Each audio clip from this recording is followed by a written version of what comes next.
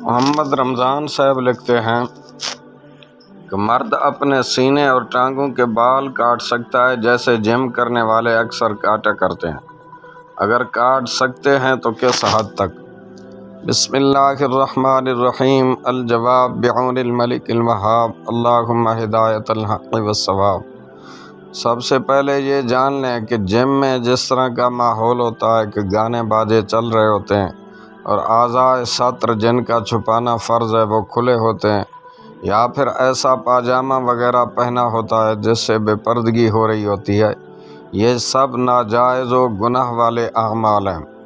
رہی بات بال کاٹنے کی، تو ٹانگوں کے بال کاٹنے یا مونڈنے میں کوئی حرج نہیں، البتہ پیٹھ اور سینے کے بالوں کو اتارنا اچھا نہیں، لیکن اگر کوئی اتارتا ہے تو گناہ نہیں۔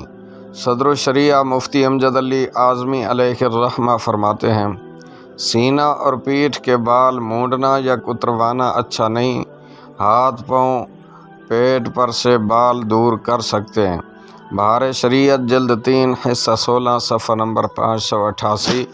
واللہ اعلم عز وجل ورسولہ اعلم، صلی اللہ علیہ وآلہ وسلم۔